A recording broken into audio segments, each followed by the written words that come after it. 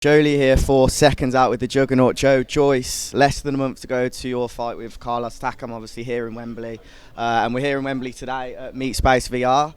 How have you found it? I know you're a pretty big gamer as well. Yeah, it's been pretty good. We've played the same game on training camp in Vegas, like that the zombie game we played first. What's it called? The latency. I know there was Far Cry as well.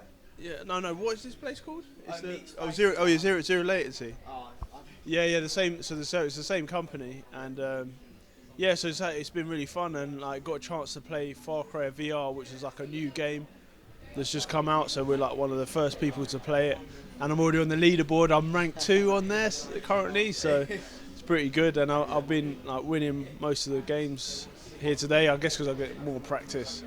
But we've had fun having that, playing that zombie game. It was like a different level than the one we played previously, and then another game where it was like me and Adam versus Sam and Shane, which we won, the blue team. And then the third game was obviously Far Cry VR, which was cool.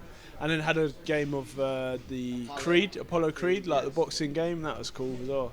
I played that before on Oculus, but this is the first time I tried it with I think it was a Vivo one, and yeah, so it's been good, but hard work. It's done my first session, and I've got sparring later against Adam the Savage Babbage. interesting.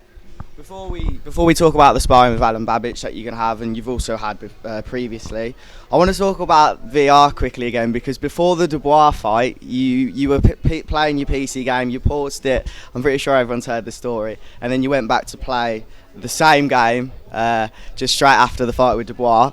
Now that this fight's in Wembley, you've obviously got a VR here. Do you reckon you fancy a game of Apollo Creed or a bit of VR before the Carlos Takam fight, chill out a bit, go to Wembley Arena, and then a couple of minutes walk back and have another finish off the game here? Well, I definitely won't be doing the VR because that's too much like hard work. But Yeah, true. You'll be. But yeah, like the same as I did before. Like I'll check into the hotel, make sure my setup's already set up. I've got my laptop there, my gaming laptop, and yeah, to get some games, some films on, and just chill out and relax. That's what I do to relax, and it just gets me ready, and then obviously watch the tactics and the videos just before the fight, and talk with my coaches like Steve Broughton, and see what tactics I'm going to go over the fight, and then so I've got the game plan. I'm ready to go. I saw your head-to-head with Carlos Takam yesterday, head-to-head. What did you make of it? There was a slight back and forth. You seem quite friendly throughout. You both think it's going to be a great fight, though. Do you like him as a person in the build-up to this fight, though? Yeah, he's all right. Obviously, I've got to fight him, but there's respect there. I think we both fought some good names, and it's going to be one hell of a fight. Like obviously, we can be friendly and respectful now, but in the ring it's just going to go off, it's just going to pop off, and it's going to be an exciting fight, so make sure you don't miss it. And obviously the way the heavyweight division's panning out right now, if you were to win and AJ was to beat Usyk, it looks likely, obviously no one really knows when it's boxing, AJ could be fighting Fury, but if you were to fight AJ and you would have already beaten Carlos Takam, say by the end of the year, would you use that as a measuring stick when fighting AJ, the fact that you fought Carlos Takam's fought AJ? Do you think this could help you when you get further up into the heavyweight division? Yeah, I think Takam is definitely a great test because he's strong, he's durable, he's experienced, so it's going to be a tricky fight. And in preparation, I've been watching his previous fights, and I watched the one with Joshua. Noticed he came in with a head there and bust his nose. So, but obviously the stoppage, I agreed with. I think the referee did his job to get him out there. I don't think he was going to win the fight at that point. So, but yeah, it'd be good to measure my performance against him now, and especially since he's had longer to prepare. So I'll get the best Takam. The toughest test to date, probably. Have you watched specifically the AJ fight in the build-up to this, and do you watch your opponent's fights, whoever you're fighting, in order to learn a bit about them before you get into the ring? Yeah, definitely. Yeah, I had a look at that fight, and it's good because he's like the taller opponent, so it's good to gauge. And I've also shared the ring with Joshua, so I know how he operates. So it's good to see how he dealt with Takam, and it's a good one to watch. And yeah, I tend to watch. I don't like some fights. I don't see every single boxing match, but like especially in preparation, I do have a look when it gets closer to the fight, so I can kind of get a feel for the person on the fight, and it obviously helps to see, where I can capitalise what are the strengths and weaknesses of my opponent, and then to deal with them on the night. Which heavyweight champion right now, and I'm going to include Deontay Wilder, although he's a previous heavyweight champion, who do you think suits you most in terms of styles, in terms of like the matchup, and also in terms of the promotion of the fight? Which would be the best fight for you out of AJ, Fury and Deontay Wilder as well? Out of AJ and Fury, I think, and Wilder, wow. So which one would I prefer to fight? I mean, all of them are dangerous in their own ways, but for a fight at Wembley, either Joshua or Fury would be great. In America, maybe fight in Vegas with Wilder would be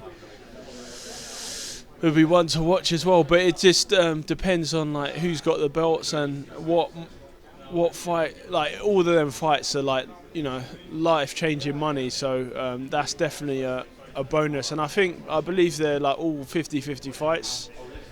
But yeah, I'd have either one of them for the title. You think going into those fights, if you've beaten Carlos Takam and maybe someone else, because of the way, like we say, boxing works, and you don't always get the fights you want straight away, do you think when you go into those fights you want to be more than 50-50, or do you understand that they're going to be very close fights? No, I'm a realist. I've sparred with Joshua and I've sparred with Fury, so I know we've had 50-50 spars throughout, and we like know each other, know what the strengths and weaknesses are. So the only one I haven't sparred is Wilder, and he's got phenomenal power, and that'd be probably the most dangerous fight because I could get not laid out in one shot. But equally, Joshua is like very damaging with his punches, strong, powerful, and Fury's got he's going to be like hard to hit, and he can hit hard too. He's a big guy, and so like when he comes forward, and this is shots you don't even see. So they each of them have their attributes, and they're all like hard fights. But I look forward to my opportunity to fight for the fight. Yeah. So July 24th, of course, it was meant to be you fighting Takam, and then later on in the night, Deontay Wilder versus Tyson Fury 3. It was all going to be like a package on BT Sport, and now that fight's fell through. Are you slightly disappointed because there's a chance that people may not tune into your fight because they were going to tune into the whole night of boxing, and then they might have not realised, for example, the casual audience? Do you think you would have lost a few fans because of the fact that Fury isn't fighting on that night? I'm not sure. I'm going to have to view the viewing figures, but I think like most people are excited to see my fight. And see you later, Adam. So yeah, I'm hoping everyone's still going to tune in because it would have been earlier anyway. So it's like at a normal time, UK time, and I think it's like around like lunchtime, 2ish, over the other side of the pond, depending what state. So I think people are still going to be excited, but let's hope the casual fans will get enough info to know that my fight's still taking place, and yeah, just hoping as many people tune in as possible to see me beat Carlos Takam on the 24th of July. And just before we go, I want to quickly speak to you about Daniel Dubois. I'm sure he's not as much on your mind. I know he probably you are on his mind because he lost the fight. But is that a fight you think you would potentially have again in the future? And also, what do you think he'll be thinking going into your fight on Saturday? On July 24th? Do you think he'll be watching very closely? Yeah, I think Dubois will probably watch my fight and see how I get on. Like, I guess I watched his fight, his comeback fight, seems to do well, and it's a potential fight down the line, especially if it's for a good if it's worth it, then yeah, I'll fight him again. But I think I beat him pretty comfortably, and he's had to rebuild and come with something else if we were to fight again. But I've already got the beating of him once, so I don't know this. I don't know how likely that is, or not. But I'll be ready. What do you think? What do you think the best route is for him? He's obviously just beaten Bogdan Dinu. He's sort of amongst it, but he hasn't had a measuring stick in the same way you have. Obviously, you've had Jennings, Carlos Takam, higher level opponents. Do you think he could get to the level you're at and beyond in his next fight, or do you think he still needs some stepping stones? Because when he got to the level you were at when you fought last year, he clearly wasn't ready. Well, he seems to be ranked highly in the WBA from beating Bogdan Dino, so he is still about and is still up there. But I guess I was his test, his big test, and he failed against that test. So I think he just needs to rebuild himself, and he's got plenty of time because he's still young. But I guess he wants to get to a world title quickly as well. So I don't know. It's a very exciting time because there's a lot of very strong heavyweights, and there's some great fights out there. And then last of all, just predictions for the fight, and how soon, if you could predict right now, do you think you could be fighting for a world title? Do you think it's going to be 2022 or even 2023? I'm hoping that I'll get a shot 2022, I think. So after AJ Usyk? Yeah, probably after AJ Usyk and Wilder Fury 3. I'm sure I'll get an opportunity next year. So maybe I'll get one before the end of the year, after Takam, should I come through Takam. And I'm just waiting. And what are your predictions for the Takam fight before we go? I'm expecting to beat Takam, but I know it's not going to be easy. He's a very tough, durable, strong, explosive guy, and because he's a bit smaller, he's going to be quite hard to land with a jab.